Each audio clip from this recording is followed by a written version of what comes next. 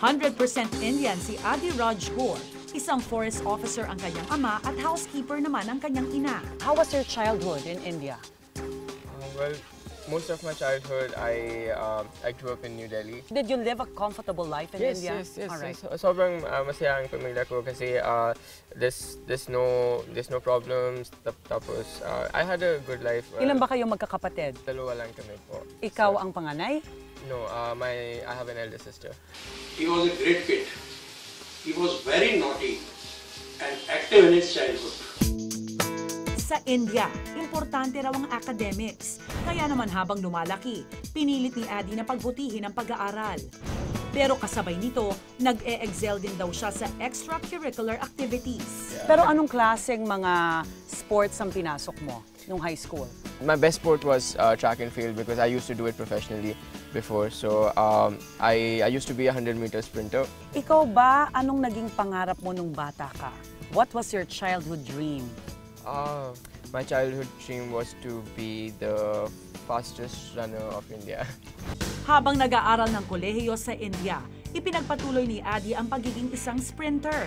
Sino ang mag-aakala na ito pala ang magbubukas ng daan para mapunta siya sa Pilipinas? My school in India, it's an international school. It has a lot of exchange programs. So we had an exchange program with Ateneo de Manila in the Philippines. Alright. And Ateneo chose me because of my athletics. So Yes. parang pinirate ka nila from your school? Yes. All the time, you won medals for Ateneo? All the time. All the time? Mahigit 2 buwang nagstay sa Pilipinas si Adi bilang exchange student sa Ateneo de Manila.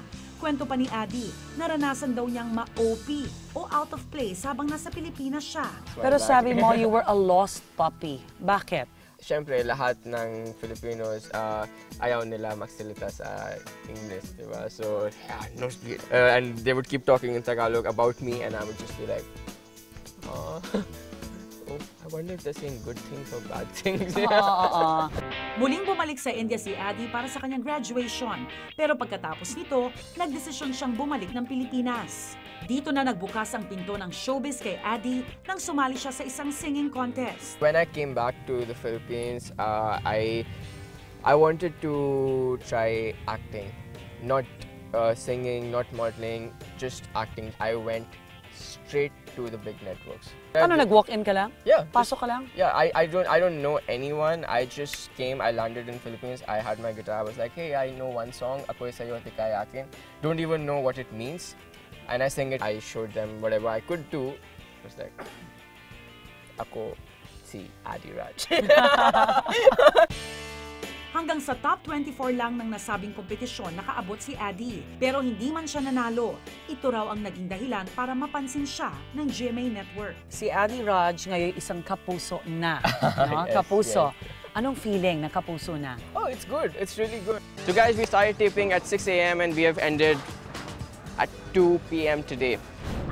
Ito talaga yung muntik makabangga sa akin. That's Jai Patel. Isa si Adi Raj sa fresh faces na nagpapakilig sa mga manonood sa pinakabagong romantic comedy teleserye na Meant to Be. Pagbubuko ng kanyang mga co-actors, mapa on-cam o off-cam daw, ay natural na natural ang pagiging pilyo at kalog ni Adi. Yeah! It's written right there, sa papel na hawak mo. Ito? In Tagalog, libreng halin. Ano? Hindi siya nagpapahinga. Kumbaga, halimbawa, off-cam, tutulog kami lahat. Siya gising. May ginagawa siyang something or nag-open siya ng topic na mag-uusap-usap kami. Masaya naman. Kumbaga, partly siya yung bumubuhay sa grupo din. Masarap siyang kasama. Enough.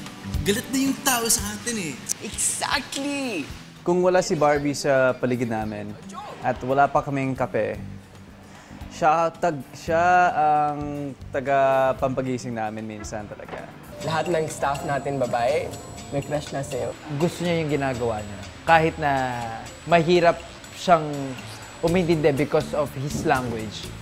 Pero makikita mo na talagang pinagbubutihan niya sa bawat trabaho na ginagawa niya. Ginagampanan ni Adi Raj ang papel ni Jai Patel, isang happy-go-lucky at may pagka-playboy. Pero sa tunay na buhay kaya, paano nga ba manligaw ang isang Indian para makuha ang matamis na oo ng kanyang nililigawan? Ikaw ba may idea ka paano manligaw ang isang lalaki sa isang Pilipina? I would set up the whole scene myself. I would choose a place maybe under the stars, and I'm gonna probably cook. I'm probably gonna bake. I'll probably bring a guitar. I'll sing Sing and, to the and, girl. and yeah.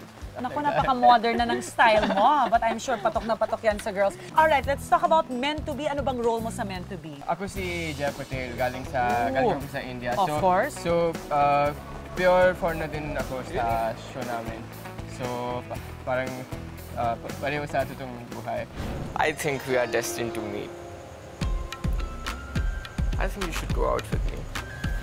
Apat kayong magkakaibigan dito, no? One of the Opo. boys ka na nanliligaw kay Belly. Alam mo na ba kung sino ang pipiliin ni Belly? Ako. Ay, ikaw dapat. Confidence. Alright, but how's your working relationship with the cast of Meant to Be? Oh, it's really good actually. I'm so happy kung kasama kami. Sobrang mataas ang energy kami. Mataas So, ang energy. Anong aabangan, Addy, ng mga manonood sa mga susunod na araw ng Meant to Be? You can expect medyo kiligan. Meron kami relationships para sa pamilya. So it's there is a little bit of drama, there's romance, there's suspense, there's twists. So yeah, what you can expect is a lot of jokes. Yes. Masaya raw si Addy sa bagong tinatahak ng buhay niya ngayon. Sa pagpasok ng taon at panimula ng kanyang bagong career, handa raw si Addy na makipagsapalaran at makibagay sa ating kulturang kinagisnan. Anong aral ng tunay na buhay ni Addy Raj? You should never give up. That's my main thing because if you don't give up, you can simply never lose.